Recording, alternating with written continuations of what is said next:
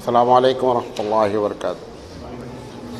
الحمد للہ رب العالمین والعاقبۃ للمتقین والصلاۃ والسلام علی رسولہ الکریم۔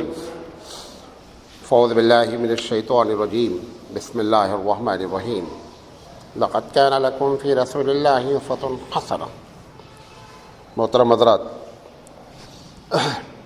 ہم سیرت حبیب مصطفیٰ صلی اللہ علیہ وسلم پر سلسلے وار گفتگو کر رہے ہیں، اور آج اس کا 228 سیریل ہے۔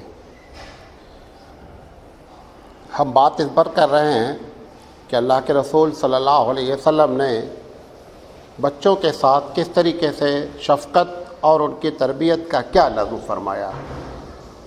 تو بات اس پر چل رہی ہے کہ جب بچہ ماں کے پیٹ میں ہوتا ہے اس وقت سے اللہ کے رسول نے اپنی امت کو ہدایت دی۔ ہم نے کل آپ کو وہاں تک بات چھوڑی تھی غالباً کہ جب بچہ پیدا ہوتا ہے تو سب سے پہلے اس کے کان میں اذان دی جاتی ہے۔ یہ اذان کا جو مقصد ہے وہ یہ بتانا مقصد ہے کہ ہماری امت کا سب سے قیمتی سرمایہ توحید ہے۔ اگر ایک آدمی کے پاس توحید کی دولت ہے اور بقیہ چیزوں میں نقص ہے تو بھی جو ہے اللہ تعالیٰ کی ذات سے امید ہے کہ رحم فرمائے گا، لیکن اگر آدمی توحید سے کوڑا ہے تو پھر وہ کتنا بڑا عابد ہو، وہ کتنا بڑا بزرگ ہو، اس کی نہ بزرگی قابل اعتبار ہے اور نہ اس کی عبادت قابل اعتبار ہے۔ اسی توحید کا نام لا الہ الا اللہ محمد رسول اللہ ہے۔ جو اذان کہی جاتی ہے اس میں جو الفاظ استعمال کیے جاتے ہیں اس میں دو چیزیں، ایک تو اللہ کی توحید کی بات کہ اشہد ان لا الہ الا اللہ، اور ایک کہا جاتا ہے اشہد ان محمد رسول اللہ۔ بعض لوگ کہتے ہیں کہ توحید یہ دونوں مل کر ہوتی ہے۔ بہرحال اللہ کے رسول صلی اللہ علیہ وسلم نے امت کے بچوں کے کان میں سب سے پہلے توحید کا کلمہ ڈالا۔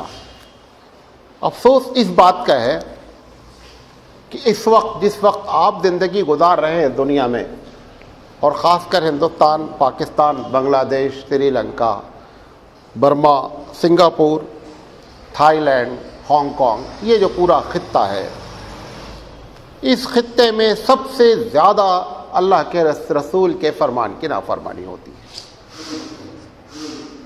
اس وقت کوئی چیز ایسی نہیں بچی ہے کہ جس کو آپ یہ کہیں کہ صرف ہم اللہ کے لیے مانتے ہیں، کوئی چیز اس وقت نہیں بچی ہے، نہ تو عمل کے لحاظ سے اور نہ فیتھ کے لحاظ سے۔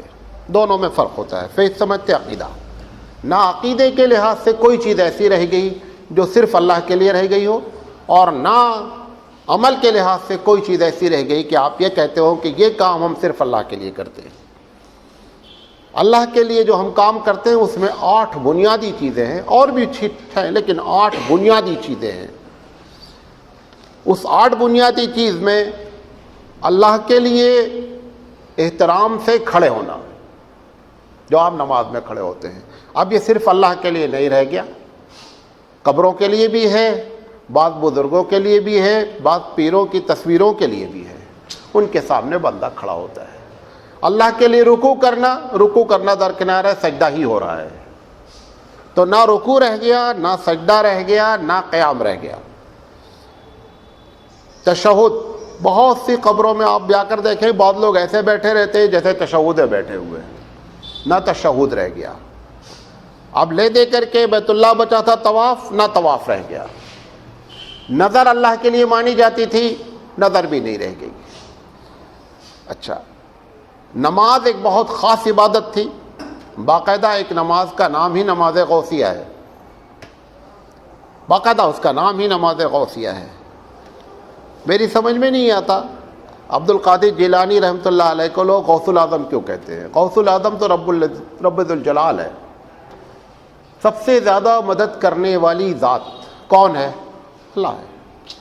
اللہ کے رسول بعض بچوں کے نام کے آگے ابو الحکم لکھا تھا، آپ نے فرمایا کہ ابو الحکم تو اللہ ہے، ابو ہٹاؤ، حکم کون ہے؟ سب سے بڑا حاکم کون ہے؟ یہ حاکم کا باپ اللہ سے بڑا اپنے آپ کو بتا رہا ہے۔ آپ نے فرمایا کہ اس کا نام بدلو، اور اس کی کنیت بدلی گئی کہ حاکم صرف اور صرف رب ذوالجلال ہے۔ اسی طریقے سے یہ جو آپ غوث الاعظم کہتے ہیں، میں اپنے علم کے مطابق کہہ رہا ہوں کہ میری سمجھ میں نہیں آتا اس لفظ کو غوث الاعظم کے ساتھ کہنے کی کیا وجہ ہے۔ اگر غوث الاعظم ہے عبد القادر جیلانی تو نبی کریم صلی اللہ علیہ وسلم پھر اس کے نیچے ہی جائیں گے، کیونکہ اعظم سے بڑا کوئی لفظ نہیں ہے۔ سپرلیٹو ڈگری انگلش میں جو ہوتی ہے، گڈ، بیٹر، بیسٹ، بیسٹ کے بعد اب کوئی ڈگری نہیں ہوتی ہے۔ ایسے ہی اگر آپ نے اعظم عربی کا لفظ استعمال کر دیا، اب اس کے اوپر کوئی ڈگری نہیں ہے۔ اگر عبد القادر جیلانی غوث الاعظم ہے تو پھر ابو بکر کیا ہوں گے، پھر عمر کیا ہوں گے، اور پھر ان سب سے اونچی جو ذات ہے وہ کیا ہوگی؟ یہ سمجھ میں نہیں آتی بات۔ یہ غوث الاعظم۔ اسی طریقے سے لوگ ان کو دستگیر کہتے ہیں۔ دستگیر یہ انہی کے ساتھ کیوں ہے معلوم اس کی کیا کہانی ہے؟ کہتے ہیں کہ عبد القادر جیلانی رحمۃ اللہ علیہ اور اللہ تعالیٰ ایک مرتبہ ٹہل رہا تھا، پکنک۔ اس پکنک میں ٹہلتے ٹہلتے اللہ پھسل گیا۔ جب پھسل گیا تو غوث عبد القادر جیلانی نے اللہ کو سنبھالا۔ تو دست کے معنی ہوتے ہیں فارسی کا لفظ ہاتھ دینے کے، اور گیر کے معنی اس کے ساتھ مطلب آپ جو ہے وہ اچھی طریقے سے پیش آئیں، مدد کریں۔ تو اللہ کی مدد غوث الاعظم نے کی، لہذا اس دن ان کا ٹائٹل پڑ گیا دستگیر۔ اب کوئی چیز بچی نہیں ہے آپ کے پاس توحید نام کی، توحید نام کی کوئی چیز نہیں بچی۔ دستگیر بھی ہیں، غوث الاعظم بھی ہیں، مشکل کشا حضرت علی ہیں۔ ہم تو ایک صاحب نے کہا مشکل کشا ہے، ہم نے کہا تمہاری مشکل حل کرتے ہیں۔ کہا ہم نے کہا ان کا بیٹا وہیں 60 کلومیٹر پہ شہید ہوا اور وہاں مشکل کشا حاضر نہیں ہو سکا، وہ 4000 کلومیٹر تمہارے مشکل کشا تمہاری کیسے کرتا ہے؟ اگر اس کے اندر مشکل کشائی ہے تو سب سے پہلے وہ اپنے بیٹے کی مدد کو پہنچنا چاہیے۔ اور یہ بھی بتا دیں آپ کو، آپ مستقل ہم کو سنتے رہتے ہیں، وہ جن کو آپ کہتے ہیں مشکل کشا، ان کے سب سے قریبی لوگوں نے کبھی ان کو مشکل کشا نہیں کہا۔ حضرت حسین رضی اللہ تعالیٰ عنہ، چاہے وہ شیعہ کتاب تاریخ ہو اور چاہے سنی کی تاریخ ہو، جس وقت میدان کربلا پیش آیا انہیں اپنے رب ذوالجلال کے سامنے ساری باتیں رکھی۔ ایک جملہ بھی انہوں نے نہیں کہا کہ ابا جان آپ مشکل کشا ہیں اور میں پریشانی کے عالم میں ہوں، آپ آ کر کے میری پریشانی دور کیجیے، آپ مشکل کشائی فرمائیے۔ نبی کریم صلی اللہ علیہ وسلم کو جتنی باتیں ہیں، میں بھی اس پر بولوں گا، اسی پر بولتا رہوں گا۔ نبی کریم صلی اللہ علیہ وسلم کو عالم الغیب کہتے ہیں لوگ۔ خود ان کی بیوی نے جب راز فاش کیا، جب اللہ کے رسول نے پوچھا کہ تم نے راز فاش کیا، تو انہوں نے کہا کہ آپ کو یہ بات کیسے معلوم ہوئی؟ ان کو یہ سوال نہیں کرنا چاہیے تھا، اور نہ ان کو راز فاش کرنا چاہیے تھا کہ ہمارے شوہر عالم الغیب ہیں، اگر میں نے راز فاش کیا تو ان کو معلوم ہو جائے گا۔ وہ پوچھتی ہیں من انباک ھذا، قرآن کی آیت ہے کہ آپ نے جو راز بتایا تھا میں نے لوگوں کو بتا دیا، یہ آپ کو کس نے بتایا؟ یہ سوال ہی ان کا غلط ہے۔ اگر آپ کے شوہر عالم الغیب ہیں تو یہ سوال تمہیں کرنا ہی نہیں چاہیے من انباک ھذا، بلکہ جیسے ہی حضور نے کہا پوچھا سوال کہ تم نے راز فاش کر دیا، ان کو کہنا چاہیے تھا ہاں غلطی ہو گئی، آپ عالم الغیب ہیں، آپ کو معلوم ہو گیا ہوگا میں نے راز فاش کر دیا، یہ جواب دینا چاہیے تھا۔ جب انہوں نے کہا من انباک ھذا، رسول اکرم کا جواب رب ذوالجلال نے اپنے کلام میں نوٹ فرمایا، نبانی العلیم الخبیر، مجھے میرے رب نے بتایا جو سب کچھ جانتا ہے اور خبر رکھنے والا ہے، اس نے مجھے بتایا۔ اس وقت بھی حضور کو کہنا چاہیے تھا نادان، تجھے معلوم نہیں میں عالم الغیب ہوں، میں سب کچھ جانتا ہوں۔ اس کو یہ اللہ کے رسول کو یہ جملہ کوٹ کرنا چاہیے تھا، لیکن اللہ کے رسول نے اپنے رب کی جانب نسبت فرمائی کہ نبانی العلیم الخبیر، میرے رب ذوالجلال نے مجھے بتایا ہے۔ تو توحید نام کی جتنی چیزیں تھیں جو سب سے پہلے بچے کے کان میں ڈالی گئی تھی کہ یہ امت توحید پرست رہے، اس کا تو بیڑا غرق کر دیا ہم نے۔ توحید نام کی خدا کی قسم اس وقت کوئی چیز ہمارے پاس موجود نہیں ہے۔ یہ عمل کی بات بتائی۔ عقیدہ ایک کتاب ہے احمد یار خان صاحب کی، کتاب کا نام ہے جعل حق۔ جعل حق ہونا چاہیے جعل باطل، جعل حق کا مطلب حق آ گیا۔ قرآن مجید نے کہا جعل حق وزحق الباطل، اس کا نام ہے جعل حق۔ اس میں جتنا آپ کا عقیدہ ہے اس کے سب خلاف لکھا ہے۔ آپ سمجھتے ہیں کہ اللہ ہر جگہ موجود ہے، لکھتے ہیں نہیں، حضور بھی ہر جگہ موجود ہیں۔ آپ سمجھتے ہیں کہ جب پریشان ہو تو آپ اللہ سے مانگیں، اس میں ہیڈنگ لگائی گئی ہے کہ غیر اللہ سے مدد مانگی جا سکتی ہے، اس میں ہیڈنگ لگی ہوئی ہے کہ اللہ کے علاوہ اللہ کے رسول بھی عالم الغیب ہیں۔ کوئی چیز اب نہ عقیدے میں بچی ہے اور نہ عمل میں بچی ہے۔ اور میں سمجھتا ہوں، خدا کی قسم کھا کے کہتا ہوں کہ اس وقت سب سے مشکل کام دنیا کا اپنے عقیدے کو بچائے رکھنا ہے۔ مال دولت سب کی حفاظت ممکن ہے، لیکن عقیدے کی حفاظت اس وقت سب سے مشکل ترین کام ہے۔ اور جس کے پاس یہ دولت ہے وہ ارب پتی نہیں، کھرب پتی ہے، اگر اس کے پاس توحید کی دولت ہے۔ لہذا کوشش کریں کہ اپنے ایمان کو توحید سے جو ہے وہ مزین کرے۔ رب ذوالجلال اس سب سے قیمتی شے ہماری جو ہے وہ توحید ہے۔ جیسے ایک عورت کی سب سے قیمتی شے اس کی عصمت ہے، ایسے ہی مسلمان کی سب سے قیمتی شے توحید ہے۔ اور اگر توحید ہاتھ سے نکل گئی تو اب کچھ آپ کے پاس نہیں بچا، چاہے آپ داڑھی رکھیں اور چاہے پگڑی باندھیں اور چاہے ڈنڈا کو لے کے گھومیں، کوئی چیز بھی کام کی نہیں ہے۔ کام کی سب سے پہلی چیز جو ہے وہ توحید ہے۔ ایمان جب تک نہیں ہوگا، ایمان کی کوشش، ایمان کی محنت، ایمان دل میں گھر کرنا، اور ایمان نام ہے دو چیزوں کا، مثبت منفی۔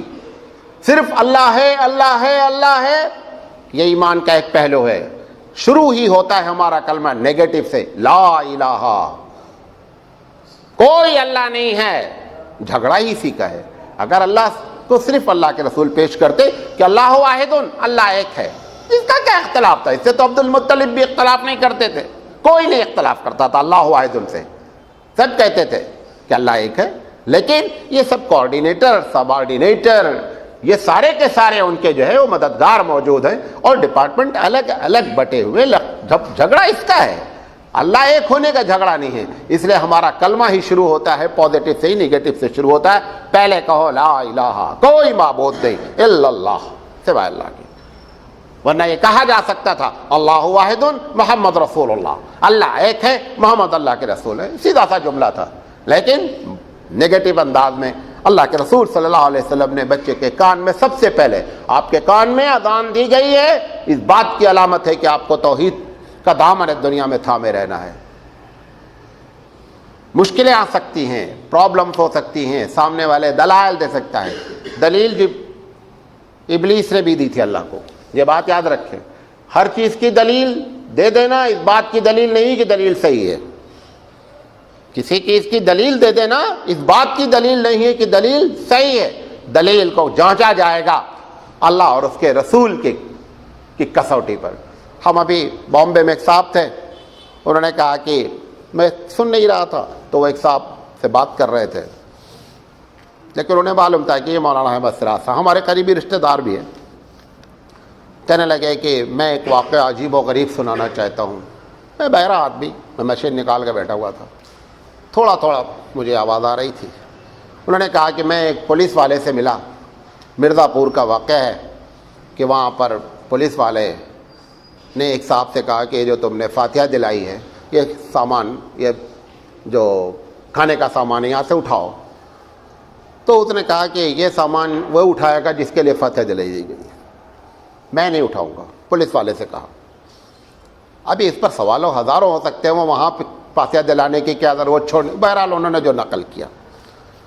اس کے بعد انہوں نے کہا کہ وہ پولیس والا بیان کرتا ہے تھوڑی دیر کے بعد ایک گھوڑا آیا اور اس گھوڑے پر ایک سوار تھا، اور اس نے وہ فاتحہ کا کھانا اٹھایا اور اٹھا کر کے لوگوں کو تقسیم کیا۔ تو پولیس والا غیر مسلم تھا، اس نے ہاتھ جوڑ کر کہا سرکار آپ بتا دیجئے آپ کون ہیں؟ انہوں نے کہا میں حسین بن علی ہوں، میں حسین بن علی ہوں، یہ میرے لیے فاتحہ دلایا گیا تھا لہذا میں تقسیم کرنے آیا۔ انہوں نے یہ واقعہ بیان کیا کہ میں نے اپنے کانوں سے سنا، میں سن ہی نہیں رہا تھا، وہ ہمارے ساتھی بیٹھے تھے۔ اب وہ سب سے اس میں ہنکاری بھروا رہا تھا، جس وہ اتنے بڑے آدمی تھے کہ کوئی ان کے سامنے بول سکتا ہی نہیں تھا جتنے لوگ بیٹھے تھے۔ آپ کا یہ چھوٹا سا مولوی ہمارے سامنے بڑا وہ ہے جو قرآن حدیث جانتا ہے، بقیہ وہ جاہل ہے، وہ چاہے اپنے آپ کو بہت بڑا جینیس مانتا، سمجھے۔ میں نے ان سے پوچھا اپنے بھائی صاحب سے کہ بھائی صاحب یہ کیا کہہ رہے ہیں؟ وہ میرے بغل میں بیٹھے تھے، ہم نے مشین لگا لی، انہوں نے پورا واقعہ بتایا۔ ہم نے کہا حضرت آپ کو بتا دیں یہ تو سب نندی بیل کے طریقے سے سر ہلائے آپ کی بات پر۔ ہم نے کہا آپ کو بتا دیں اگر یہ واقعہ سچ بھی ہے تو بھی جھوٹ ہے۔ کہا کیسے؟ ہم نے کہا ہر واقعے کی کسوٹی ہمارے پاس اللہ کی کتاب ہے اور رسول اکرم کی سنت ہے، اگر اس سے ٹکرائے گی لاکھ آدمی آسمان سے اتر کے آ کے گواہی دے تو بھی ہم نہیں مانیں گے۔ ایک آپ کو اور واقعہ سناتا ہوں۔ قاضی ایاز رحمۃ اللہ علیہ بہت بڑے فقیہ ہیں، دلی میں مولا حضرت نظام الدین رحمۃ اللہ علیہ بہت بڑے ولی ہیں، یہ دونوں ایک زمانے کے آدمی ہیں۔ نظام الدین صاحب سما کے قائل تھے۔ سما معلوم کیا ہوتا ہے؟ کچھ نعت پڑھی جاتی ہیں، کچھ قوالیاں ہوتی ہیں، میوزک کے ساتھ ہوتی ہیں۔ قاضی ایاز نے ان کو لکھا کہ حضرت یہ آپ جو کر رہے ہیں غلط ہے، لیکن یہ بزرگ تھے، وہ فقیہ تھا۔ قاضی ایاز نے کہا جب تک آپ اس سے رجوع نہیں کریں گے میں آپ سے بات نہیں کروں گا۔ کچھ دن کے بعد نظام الدین علیہ رحمۃ اللہ نے ایک خواب دیکھا کہ حضور صلی اللہ علیہ وسلم کی شکل یا حضور صلی اللہ علیہ وسلم کی کچھ شبیہ ہے، ایک بندہ بات کہہ رہا ہے اور کہہ رہا ہے کہ قاضی ایاز سے جا کے کہہ دو کہ قاضی ایاز غلط ہے، نظام الدین اولیاء صحیح ہے، یہ جو میوزک کے ساتھ سن رہے ہیں نا یہ صحیح ہے، قاضی ایاز جو فتویٰ دے رہا ہے وہ غلط ہے۔ نظام الدین اولیاء رحمۃ اللہ علیہ نے صبح خط لکھا قاضی ایاز کو کہ آج میں نے ایسا خواب دیکھا ہے، اور انہوں نے جو کہا ہے ان کو شکل تو میں نے نہیں دیکھی لیکن آواز جو آئی اور جو بتایا کیا وہ مجھے لگا حضور صلی اللہ علیہ وسلم ہے اور انہوں نے یہ بات کہی ہے۔ قاضی ایاز نے وہاں سے جواب لکھا، نوٹ کیجئے گا۔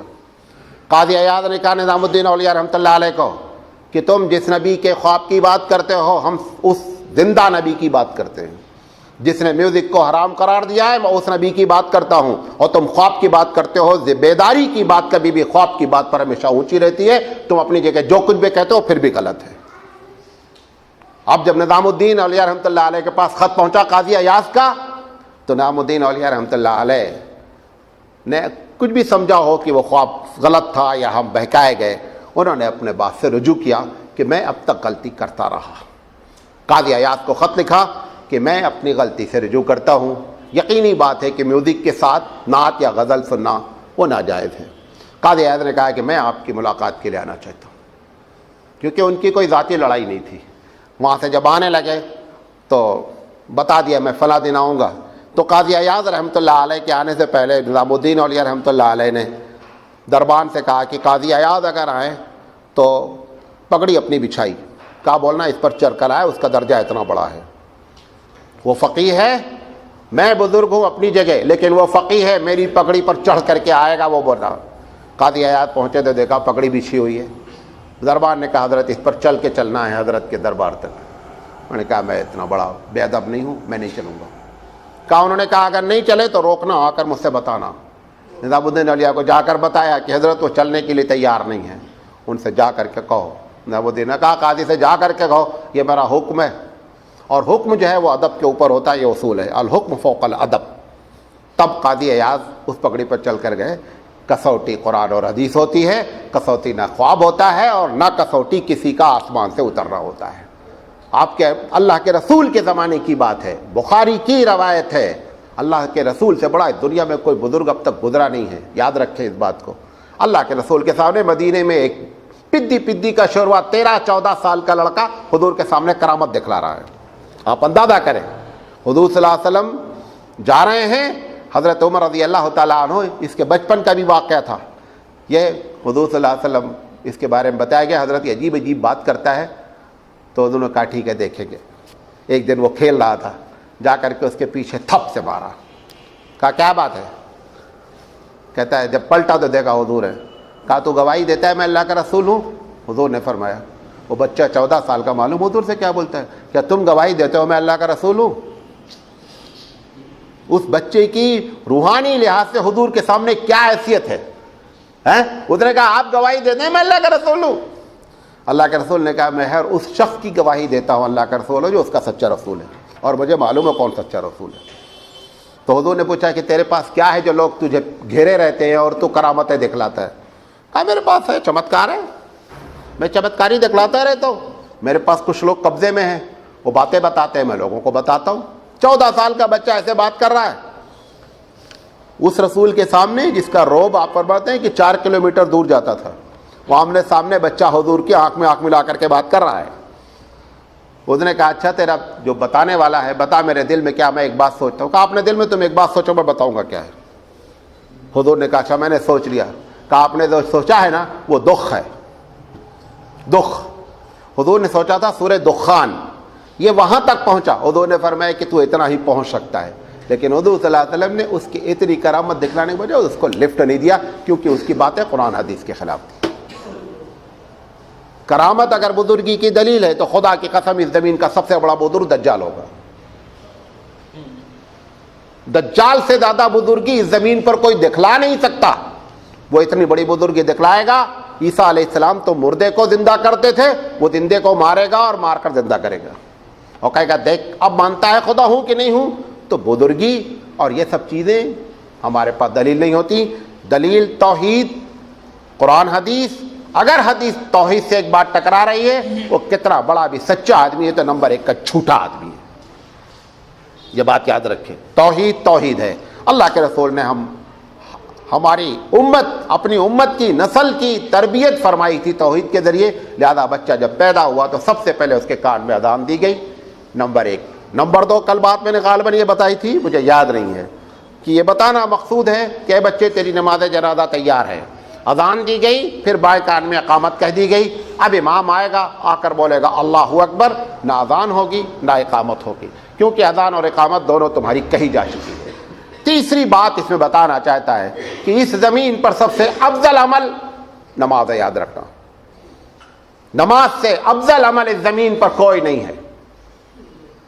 عبادت الگ الگ طریقے کی ہوتی ہیں. ایک جسمانی عبادت ہوتی ہے, ایک جس کو آپ بدنی عبادت کہتے ہیں, ایک زبان سے عبادت کی جاتی ہے, ایک عبادت فزیکلی مطلب وہ پیسے سے کی جاتی ہے, جو ہر وقت عبادت.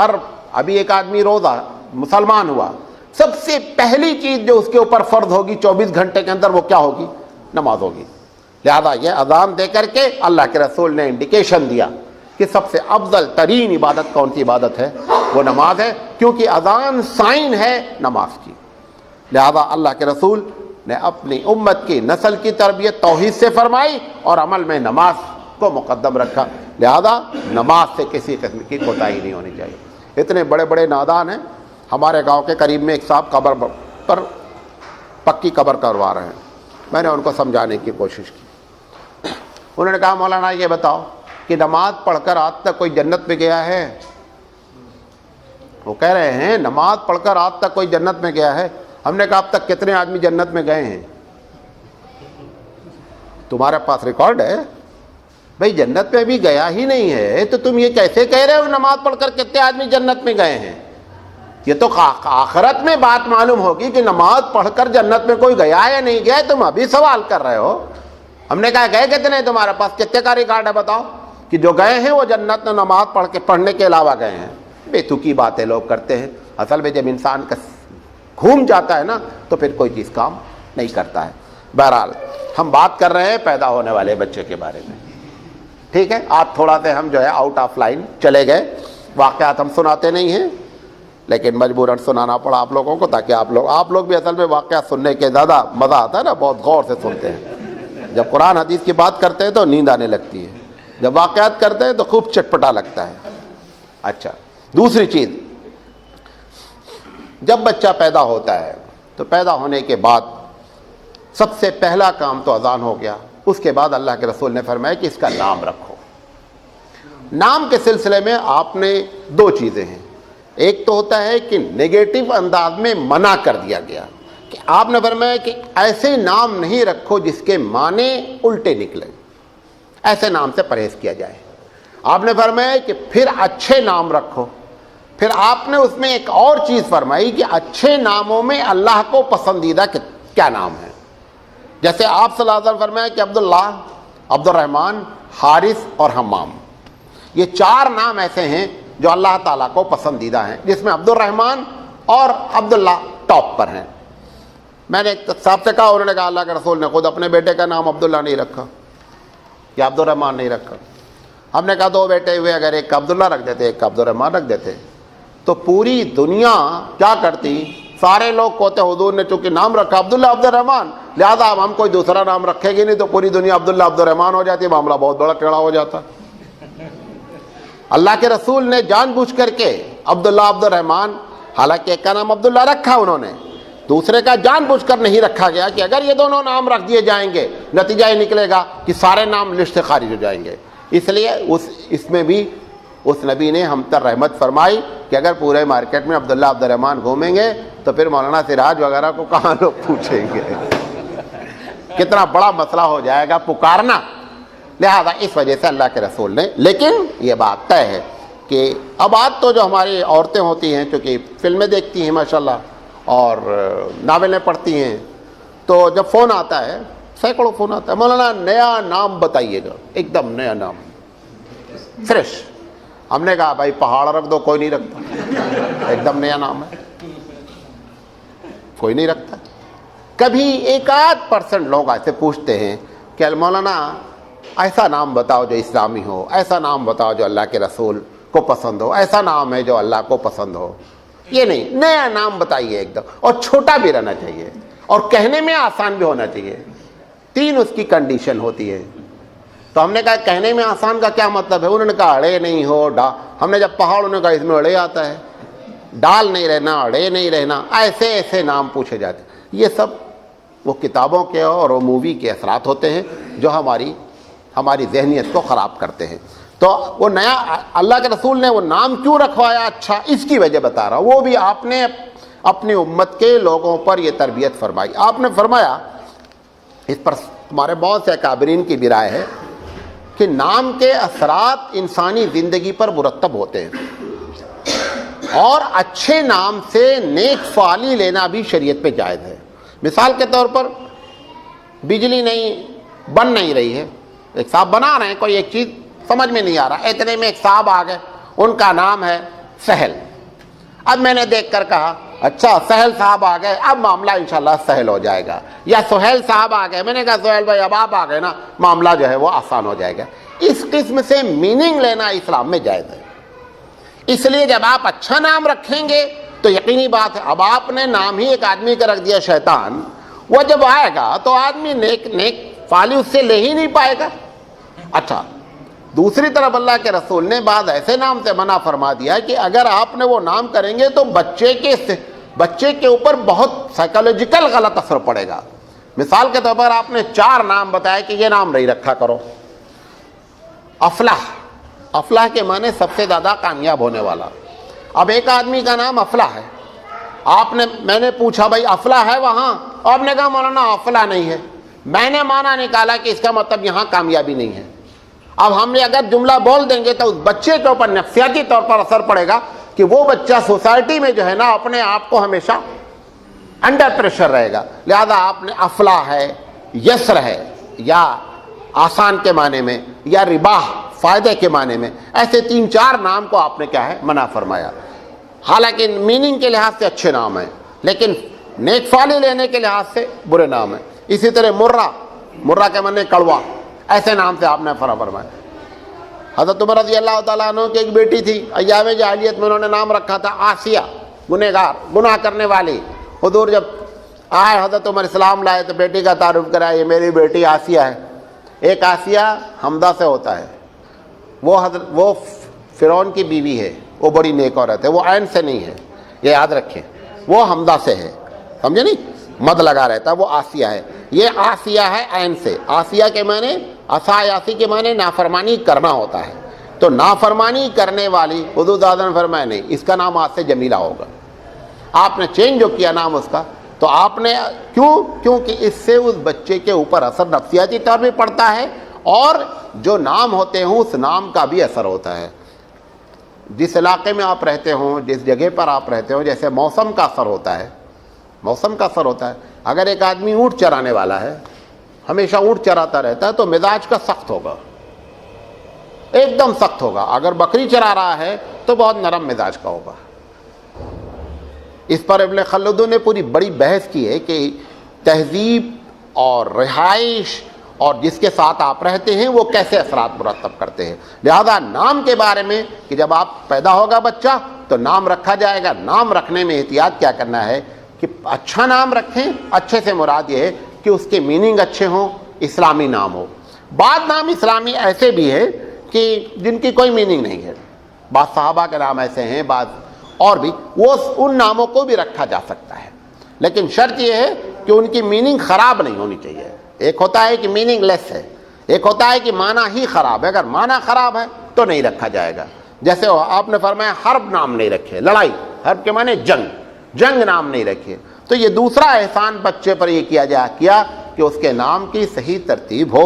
یہ الگ بات ہے کہ ہم فلمی دنیا سے متاثر ہو کر اس بات کو بھول جاتے ہیں اور بیتو کے نام جو ہے وہ رکھتے رہتے ہیں. نرگس یہ وہ دنیا بھر کے نام لوگ رکھتے ہیں، حالانکہ میننگ لیس، کوئی فائدہ نہیں ایسے نام سے. تیسری چیز، اللہ کے رسول صلی اللہ علیہ وسلم نے فرمایا کہ بچہ جب پیدا ہوتا ہے، کبھی کبھی ایسا بھی ہوتا ہے بچہ مر جاتا ہے، اس مرنے والے بچے کا بھی احترام برقرار رکھا گیا کہ اگر اس نے ایک سانس بھی لے لی ہے تو ایسی شکل میں اس بچے کی نماز جنازہ ادا کی جائے گی، نام بھی رکھا جائے گا اور نماز جنازہ بھی پڑھی جائے گی، اور قیامت میں اس کو جب پکارا جائے گا تو اس کے نام سے پکارا جائے گا. تیسری چیز اس کی فضیلت یہ بیان کی اس بچے کی جو بچہ چھوٹا مر گیا، کہ اس بچے کو پروردگار عالم اختیار دے گا، یا بعض روایت میں آتا ہے کہ یہ بچہ ضد پکڑ لے گا کہ میرے امی ابو کو بھی ہمارے ساتھ جنت میں داخل کرو، اور جب تک میرے امی ابو کو داخل نہیں کرو گے میں بھی جنت میں نہیں جاؤں گا. حدیث میں آتا ہے کہ یہ راستے میں کھڑا ہو جائے گا، جب والدین کو اگر کسی کے جہنم میں لے جائیں گے راستے میں کھڑا ہو جائے گا. فرشتہ اللہ تعالیٰ سے شکایت کرے گا کہ یہ جو ہے نا یہ بیچ میں آ کر کے، تو اللہ اس سے کہے گا اے ضدی بچے، وہ ضد پکڑ لے گا کہ میرے امی ابو کو جہنم میں نہیں لے جانا، تو اللہ کہے گا اے ضدی بچے کیا پرابلم ہے تجھے؟ بولے گا نہیں، میرے امی ابو کو ہمارے ساتھ رہنا، اگر مجھے آپ جنت میں ڈال رہے ہیں تو امی ابو کو بھی ہمارے جانا. اللہ تعالیٰ کہے گا اس ضدی بچے کی خواہش پوری کر دی جائے.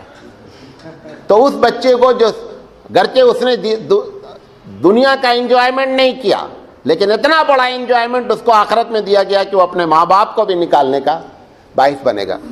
اب آپ کے دماغ میں سوال آ رہا ہوگا، سوال بھی آ رہا ہے نا، سوال یہ آ رہا ہے کہ بہت سے ایسے ہیں جو ایک دم دنیا میں برباد قسم کے لوگ ہیں اور ان کے بچے مر گئے ہیں، تو وہ سوچ یہی تو چکر ہے جو بہت غلط فہمیوں کی بنیاد پر ہم نے جنت آلریڈی بک کرا لی ہے، ویٹنگ میں بھی نہیں ہے، باقاعدہ کنفرم ہے، برتھ نمبر تک کنفرم ہے جنت کی. وہ یہ سب چکر ہیں کہ صاحب بچہ مر گیا ہے، گھر میں ایک حافظ صاحب ہو گئے ہیں، ایک مولانا صاحب ہو گئے ہیں، سید خاندان سے فلاں پیر صاحب سے مرید ہیں، بہت سے الگ الگ کوٹا ہوتا نہیں ریلوے میں، ایم پی کا کوٹا الگ ہے، پھر اپاہجوں کا کوٹا الگ ہے، ملٹری والوں کا کوٹا الگ ہے، ڈپارٹمنٹ کا کوٹا الگ ہے، ہیڈ کوارٹر کا کوٹا الگ ہے. وہ ایسے ہی ہمارے پاس جنت کے الگ الگ کوٹے ہیں. ان سب کا ایک جواب دے دیتا ہوں. مثال کے طور پر ایک بچہ مرا، امی ابو دین جانتے ہی نہیں، انہوں نے زندگی بھر دین کا مذاق کیا، ایسے اس بچے کے دل میں اللہ ڈالے گا نہیں کہ امی ابو کے لیے ضد کر کے کھڑا ہو. ریموٹ اللہ کے ہاتھ میں ہے، سمجھے بھائی؟ ریموٹ کس کے ہاتھ میں ہے؟ اللہ کے ہاتھ میں ہے. یہ ساروں کا جواب ہے. مفتی شفیع علیہ الرحمہ ایک حدیث ہے کہ جس نے اس دنیا میں سونا مرد نے پہن لیا اور وہ اگر اتفاق سے جنت میں چلا گیا تو ایسی شکل میں قیامت میں جنت میں اس کو سونا نہیں پہنایا جائے گا. مطلب مختلف قسم کے وہاں جو آدمیوں کو انگوٹھی جو قسم کا الگ الگ شوق ہوتا نا، بعض لوگوں کو اللہ نے لڑکا پیدا کیا ہے تو وہ یہاں پر دنیا میں جو ہے وہ اپنے آپ کو تو بندہ باندھ رہے ہیں، بعض لوگ دو بندے باندھ رہے ہیں، وہ ایسے باندھتے باندھتے وہ ہو بھی جاتے ہیں لڑکی. معلوم آپ کو؟ نہیں، یہ حقیقت بتا رہا ہوں. اگر آپ لڑکیوں کی طرح آپ کسی ایسے لڑکے کو دیکھیں جن کے گھر میں زیادہ بہنیں ہوں اور ایک بھائی ہو، وہ لڑکے کے اندر اور عام لڑکے کے اندر میں بہت بڑا فرق ہوگا، کیونکہ وہ ہر وقت لڑکیوں کے ساتھ رہتے رہتے مزاجن لڑکیوں کا اثر قبول کرنے لگتا ہے. تو اب وہ جو ایکشن لڑکی کی طرح کرنے لگتا ہے نا، یہاں بھی بندہ باندھ رہا ہے، یہاں بھی باندھ رہا ہے، چین بھی باندھ رہا ہے، سب کچھ ناک میں بھی پہن رہے ہیں، وہ جاپان میں یہاں ہونٹ میں بھی پہن رہے ہیں، وہ لڑکی ہو جاتے. جب شادی کرنا ہوتا ہے ٹیبلٹ ہی کھانا پڑتا ان کو، کیونکہ لڑکی ہو گئی آلریڈی. وہ سمجھے؟ یہ جو بتایا گیا ہے من تشبہ بقوم فہو منہم، کہ جو جس قوم سے مشابہت اختیار کرتا ہے وہ اسی سے بلونگ بھی کرتا ہے. لہذا یہ جو ہے اللہ کے رسول صلی اللہ علیہ وسلم نے ہماری اس سلسلے میں تربیت فرمائی کہ جب بچہ پیدا ہو تو اس کا نام رکھا جائے، نام رکھنے کے بعد اچھا نام رکھا جائے. تیسری بات میں بتا رہا تھا کہ جب وہ جنت میں جائے گا تو اس کا جواب دیا. اچھا، مفتی شفیع صاحب نے جو جواب دیا وہ بتا دیا آپ کو. تو سونا پہنے گا تو اب وہاں پہ جنت میں اس کو سونا نہیں ملے گا. اب قرآن مجید کی آیت ٹکرا رہی ہے. قرآن مجید کہہ رہا ہے وَلَكُمْ فِيهَا مَا تَشْتَهِي أَنفُسُكُمْ، کہ جنت میں تم کو وہ ملے گا جو تم چاہو گے. اب وہاں ہے کہ جو سونا تم یہاں پہن چکے اور بائی چانس جنت میں چلے گئے تو ایسی شکل میں کیا ہے وہاں سونا نہیں ملے گا. تو اعتراض ہو گیا کہ حدیث کیا ہو گئی. سن رہے عبداللہ بھائی, ایسے ٹکرا گئی حدیث. اب مفتی شفیع علیہ الرحمٰن نے جو جواب دیا بڑا پیارا, وہی جواب میں نے نقل کیا آپ کو. انہوں نے کہا ہے کہ وہ جو سونے والا جنت میں چلا جائے گا اس کا دل ہی وہاں نہیں چاہے گا سونا پہننے کا, کیونکہ ابھی بھی دل کا ریموٹ کس کے ہاتھ میں ہے؟ اللہ کے ہاتھ میں. یہ بات, اس کا یہ مطلب نہیں ہے کہ جنت میں رب کی خدائی ختم ہو جائے گی. جنت میں صرف اتنا ہوگا کہ جو بیریئرز ہیں وہ اٹھا لیے جائیں گے, لیکن رب تو اسی لحاظ سے رب رہے گا کیونکہ وہ هو الاول والآخر, وہ اول بھی ہے اور آخر بھی ہے. لہذا ایسے شخص کو یہ جو بچے یہ تو اس غلط فہمی میں نہیں رہنا کہ اپنے تو 3 مر گئے, اپنا تو مطلب وی آئی پی پاس ہے, ایک نہیں روکا تو دوسرے گیٹ پہ دوسرا مل جائے گا, تیسرے پہ تیسرا مل جائے گا. اگر بندہ اس میں اس کے پیچھے راز کیا ہے, پھر فائدہ کیا ہوا صاحب؟ اب سوال دوسرا پھر بھی ہے نا کہ پھر بچے کا جو مر گیا جو حدیث میں اتنی فضیلت آئی, فائدہ کیا ہوا؟ فائدہ ایسا ہوتا ہے کہ آپ 50% پاسنگ مارکس ہیں, 40-42 لیے ہیں, 2-4 نمبر کا ادھر ادھر معاملہ چل رہا ہے, تو یہ بچے لوگ وہاں 2-4 نمبر میں آپ کی مدد کر لیں گے. لیکن ٹوٹل فیل ہو مولوی صاحب تو پھر کوئی سفارش نہیں کر پائے گا. فیل کتنا بھی رہے, آپ کے پرنسپل سے کتنے بھی اچھے تعلقات ہوں, نہیں صاحب پرنسپل صاحب میرے بہت اچھے دوست ہیں, میرا بچہ اس سلسلے میں فیل ہے لیکن آپ پی یو سی میں ایڈمیشن کرا لیجیے, کبھی زندگی میں نہیں ہو سکتا. ہاں 50% پہ وہ ایڈمیشن لے رہا تھا, تمہارا بچہ 45-40 چل رہا تھا, چلو بھائی تم ہمارے دوست, ہم اپنے کوٹے میں سے دلا دیتے. یہی معاملہ ہے ان سارے معاملے میں. نہ پیر صاحب کام آنا ہے نہ بچے صاحب کام آنا ہے, کام آنا ہے کہ آدمی نیکی کرتا رہا, چونکہ غلطیاں بھی ہو سکتی ہیں, اور بارڈر کے قریب پہنچا تو یہ ساری چیزیں آپ کے لیے کیا ہو جائیں گی؟ پلس پوائنٹ ہو جائیں گی. بات سمجھ میں آ رہی؟ جب ایڈمیشن لیا جاتا ہے, آپ لوگ ہم سے زیادہ جانتے ہیں, تو ایڈمیشن میں ایک ہوتا ہے کہ آپ کا بیسک نمبر ہوتا ہے, پھر آپ اسپورٹس مین ہیں تو 2-4 نمبر اس میں جڑ جاتا ہے, پھر آپ نے کوئی کمپٹیشن جیت رکھا ہے پھر وہ 2-4 نمبر. اب ایک آدمی ادھر کا سارا نمبر اکٹھا کر لیا, اچھا اسپورٹس مین بن گیا, کوئز بھی اکٹھا کر لیا, کافی نمبر اکٹھا کر لیے پوائنٹس کے, SSLC میں فیل ہے, کہہ رہا بھائی یہ ٹھیک ہے لیکن اس نہیں داخلہ ہوتا ہے. یہ پلس نمبر بنتے ہیں, شرط کیا ہے؟ بیس آپ کی کامیاب ہو. تو بیس اگر کامیاب ہوگی تو یہ ساری چیزیں پلس بن سکتی ہیں, لیکن ایسا نہیں ہو سکتا کہ پلس نمبر ہی آپ کو آگے بڑھا دے اور بیس میں آپ چاہے فیل ہو, ایسا ممکن نہیں ہے. بہرحال اللہ کے رسول صلی اللہ علیہ وسلم نے اس بچے کے بارے میں فرمایا کہ بچے جو بچپنے میں مر جاتے ہیں ان کے لیے اللہ تعالیٰ نے یہ ایک خوشخبری دی, تاکہ بچے جو وہاں پر قیامت میں ہیں, دنیا میں انہوں نے اگر انجوائے نہیں کیا ہے تو ان کو وہاں پر اس کا انجوائمنٹ ملنا چاہیے.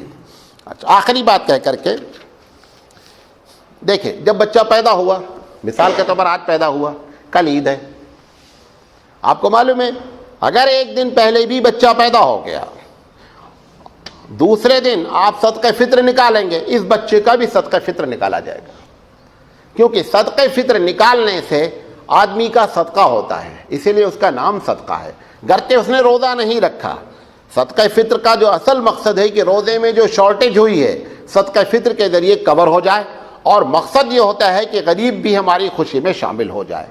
دوسرا مقصد غریب کا شامل ہونا ہے, پہلا مقصد روزے کے نقص کو ختم ہونا ہے. اب یہ بچے نے تو روزہ رکھا نہیں ہے, لیکن دوسرا مقصد حاصل ہو جائے گا کہ اس روزے بچے کے طفیل میں بعض لوگ خوشی میں شامل ہو جائیں گے. لہذا اللہ کے رسول صلی اللہ علیہ وسلم نے صدقہ فطر کے بارے میں فرمایا کہ اگر بچہ پیدا ہوا ہے تو بھی اس کا صدقہ نکالنا چاہیے.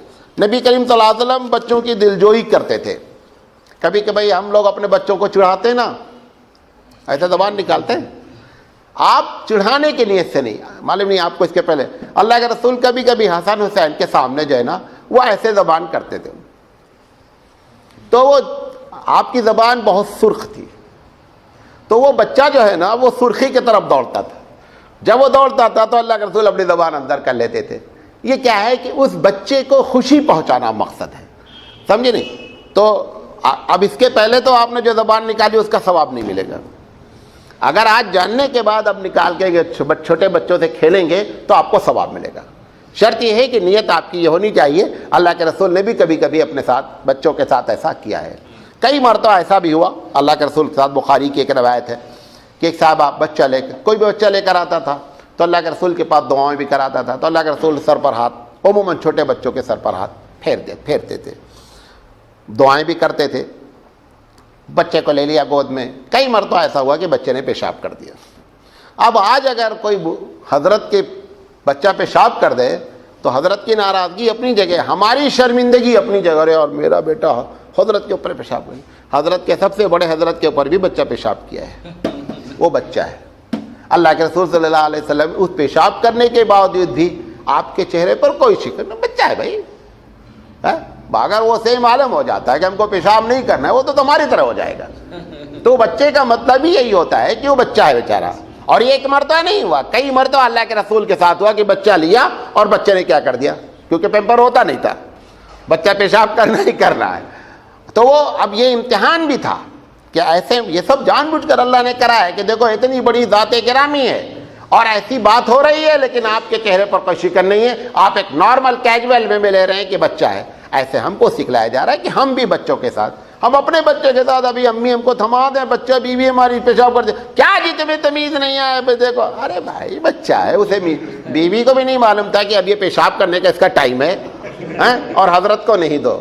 اور جتنے بڑے مولانا ہوتے ہیں ہماری طرح, ان کے گھر میں تعلقات اور خراب, یہ بڑے بڑے مولانا ہوتے ہیں ان کے تعلقات گھر میں اور خراب ہوتے ہیں. معلوم کیا وجہ, کیونکہ تم لوگ کیا ہے حضرت حضرت کر کے ہم کو چڑھائے رہتے ہو. اب وہاں جب جاتے ہیں تو حضرت رہ نہیں جاتے. اب مزاج تو ہمارا خراب ہو چکا ہے آپ لوگوں کی وجہ سے. اب وہ جب گھر جاتے ہیں تو ہم وہ چاہتے ہیں وہاں بھی حضرت حضرت ہو. اب وہ حضرت حضرت نہیں ہوتا تو ٹینشن. اس لیے جتنے بڑے مولوی ہیں آپ ان کی بیوی کے بارے میں تحقیق کریں گے 36 کا آنکڑا چلتا رہتا ہے, سمجھے نہیں, 36 کا آنکڑا چلتا رہتا ہے. وہ یہاں ہم آ کر بڑی اچھی تقریریں کرتے ہیں, وہ جب وہاں جاتے تب معلوم ہوتا کتنے پانی میں ہے, سمجھے نہیں. بتانا چاہتے ہیں کہ زیادہ حضرت کہہ کے خراب نہیں کرو ہم کو. وآخر دعوانا ان الحمد للہ رب العالمین.